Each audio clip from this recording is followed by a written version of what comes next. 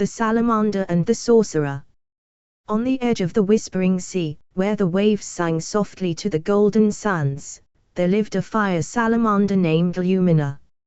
She was unlike others of her kind, for while fire salamanders were known to bask in volcanic heat and dance amidst flames, Lumina had a peculiar love for water. Her glossy, ember-hued skin shimmered with fiery patterns that glowed even brighter when she splashed in the shallows. The waves never scorched her, they seemed to embrace her, swirling with warmth and life.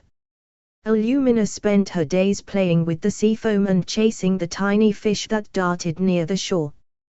The sea felt like a friend, whispering secrets of the deep and carrying her in its gentle currents.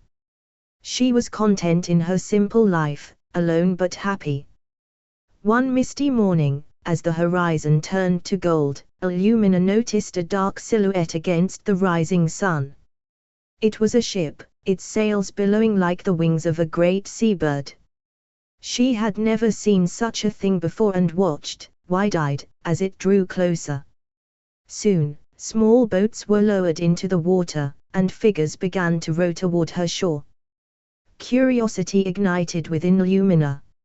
She had seen many creatures of the sea and shore, but never beings like these. Their forms were tall and upright, and they moved with purpose.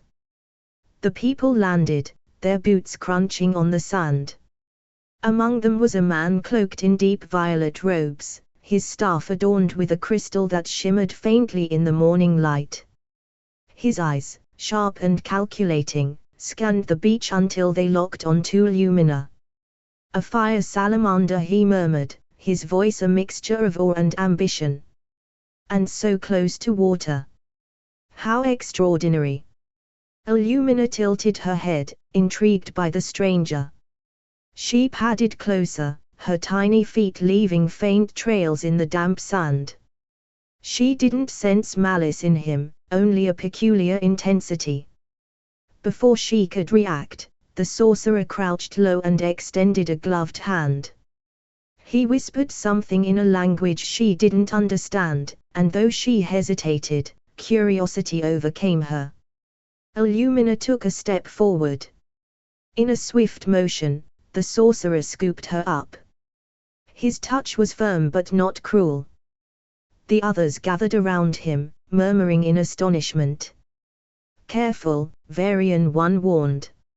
"A fire salamander is not to be trifled with." Varian, for that was the sorcerer's name, only smiled. "She's young and untamed, but there's potential here. Fire salamanders are rare, yes, but this one is unique. Her affinity with water, fascinating. I won't keep her as a mere pet. No, she'll become something far greater." Lumina wriggled, unsure of what to make of her capture, but Varian whispered soothing words, and a warmth emanated from his hand, calming her. For reasons she couldn't explain, she felt a flicker of trust in him. Back aboard the ship, Varian created a special chamber for Lumina. It was lined with volcanic stones to keep her warm and had a small pool of seawater at its center. He observed her for days, noting how she played with the water and how the flames on her skin didn't dim but seemed to glow more vividly when she was near it. "You're a marvel," he told her one evening, sitting by the pool. "Fire and water, opposites yet intertwined within you. Do you know what you are capable of?" Lumina cocked her head, her golden eyes reflecting the flickering light of her own flames. "I think not," Varian continued. "But I will show you." Over the following weeks, Varian began teaching Lumina.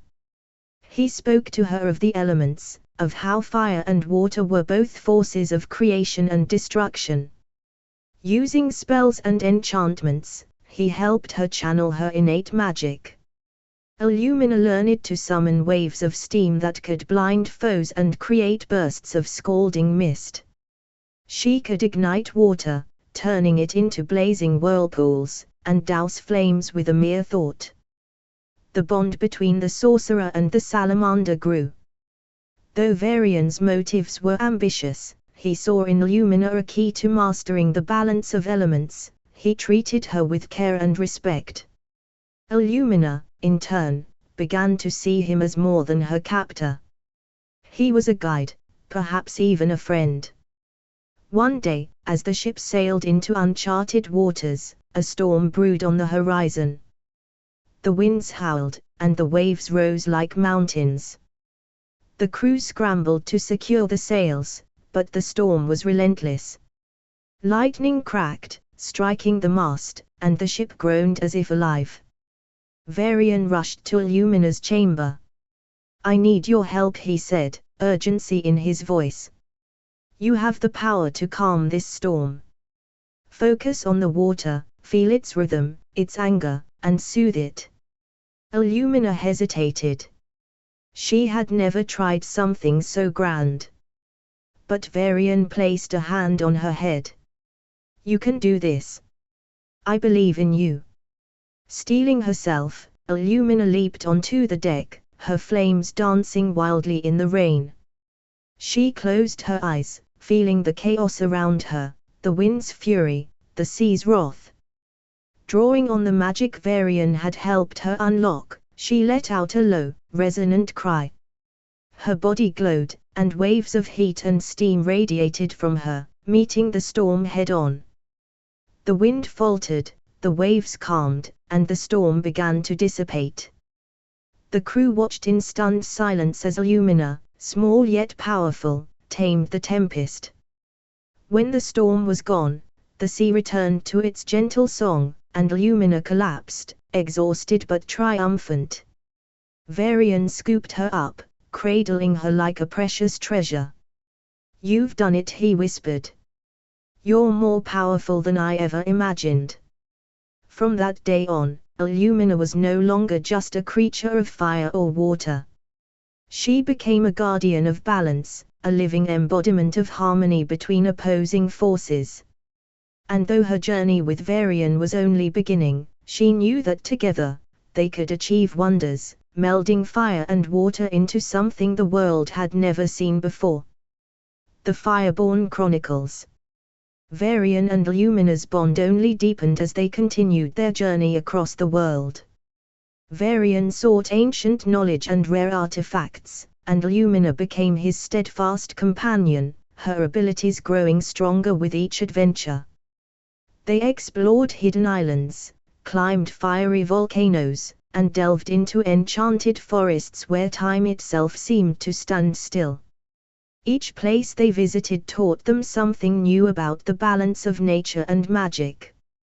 One day, after many months at sea, Varian's ship crested the horizon of his homeland, a mountainous region with jagged peaks crowned by perpetual flame. The skies were tinged with a fiery orange even at midday, and rivers of molten lava snaked through the valleys like glowing veins. "This is my home," Illumina, Varian said, stroking her smooth, ember-hued back. "The Firelands. A place of raw magic and ancient power. Here, you will meet others like yourself, creatures born of flame, each as extraordinary as you." The Phoenix of Embercliff. Their first destination was Embercliff, a towering volcanic spire surrounded by fields of blackened stone. There, nestled atop the peak, lived Pyrrhus, a magnificent phoenix. His feathers shimmered with hues of gold and crimson, and when he spread his wings, it was as if a second sun had risen in the sky. Pyrrhus greeted Varian warmly, his voice deep and melodic. "It has been many years, Sorcerer. And who is this fiery little one?" "This is Illumina," Varian said with pride. "A fire salamander unlike any I have ever encountered. She's learned to balance the forces of fire and water." The phoenix tilted his head, his eyes gleaming with curiosity. "A rare gift indeed. Tell me, little salamander, can you endure the flames of rebirth?" Before Illumina could respond, Pyrrhus flared his wings and burst into a pillar of fire. The flames swirled around him, crackling and roaring, until they collapsed inward, leaving behind a shimmering egg. Moments later, the egg hatched, and Pyrrhus emerged, smaller but just as radiant. "This is our way," Pyrrhus explained. "To be reborn from our own ashes. It is a test of resilience and renewal. Perhaps one day, you too will face a trial of fire." Illumina nodded, her flames flickering in determination. She didn't yet understand what such a trial would entail, but she felt a kinship with the phoenix, a creature who, like her, thrived in the balance between destruction and renewal. The Dragon of Infernal Hollow. Next, Varian and Illumina traveled to Infernal Hollow, a vast cavern deep beneath the earth. It was home to Ignis, a colossal dragon whose scales glimmered like molten metal. When Ignis spoke, his voice rumbled like an earthquake. "Varian, you return with yet another fiery companion," the dragon said, his molten eyes fixed on Illumina. "This one, however, is different. She is a being of fire and water," Varian explained. "A symbol of harmony between opposites." Ignis snorted, sending a plume of smoke into the air. "Fire and water. A precarious balance, but one of great potential. Let us see if she can handle the forge." The dragon led them to his forge, a massive chamber filled with rivers of lava and enchanted anvils. "Here, flames shape not only metal but also magic," Ignis explained. "If you are to wield your gifts fully, little salamander, you must learn to shape the essence of fire." Under Ignis's guidance, Illumina practiced manipulating fire with precision. She learned to weave flames into intricate patterns, forming glowing orbs and fiery shields. The forge seemed to respond to her, its heat rising and falling in tune with her will. By the end of their stay, Illumina had crafted a small, glowing trinket, a medallion of fire that shimmered with a cool blue core, a symbol of her dual nature. Ignis was impressed. "You are more than a salamander," he rumbled. "You are a smith of the soul." The trial of the Infernal Gate. One day, Pyrrhus and Ignis told Varian and Illumina of the Infernal Gate, a mythical portal said to lead to the Heart of Flame, the origin of all fire magic. Many had sought it, but few returned, and those who did spoke of trials that tested not only one's strength but also their spirit. Illumina felt a pull toward the gate, a sense that it was tied to her destiny. Varian, though hesitant, agreed to guide her there. Pyrrhus and Ignis accompanied them, their combined power illuminating the path. The gate stood deep within the firelands, a massive archway carved from obsidian and wreathed in eternal flame. As Illumina approached, the flames parted, revealing a swirling vortex of fire and light. "You must enter alone," Pyrrhus said. "This is your trial." Illumina hesitated, looking back at Varian. He knelt beside her, his eyes filled with encouragement. "You've come so far, Illumina. I believe in you." With a deep breath, Illumina stepped through the gate. Inside, she faced 3 trials. The first was a trial of endurance, where she had to traverse a river of molten lava without succumbing to its heat. The second was a trial of balance, where she had to calm a raging inferno using only her connection to water. The final trial was one of identity. She faced a mirror that showed her as a creature of pure fire and another of pure water, each pulling her in opposite directions. "I am both," she declared, and the mirror shattered, revealing a path of light. When Illumina emerged from the gate, her flames burned brighter, and her watery aura glowed with new intensity. She was no longer just a fire salamander, she was a guardian of balance, a bridge between the elements. The fireborn legacy. In the years that followed, Illumina, Varian, Pyrrhus, and Ignis embarked on countless adventures. They protected villages from fiery eruptions, uncovered lost relics of elemental power, and even united warring clans by teaching them the harmony of opposing forces. Illumina's legend grew, and she became a symbol of unity, proving that even the fiercest of opposites could coexist. And though the Firelands remained her home, her heart was forever tied to the sea, where her journey had begun. Together, the Sorcerer and the Salamander forged a legacy that burned brightly in the annals of magical history, a tale of fire, water, and the unbreakable bonds of friendship. The journey to the icy wastes. Varian's ship groaned as it cut through the frigid waters of the southern sea. The sails, enchanted to withstand any storm, were rimed with frost.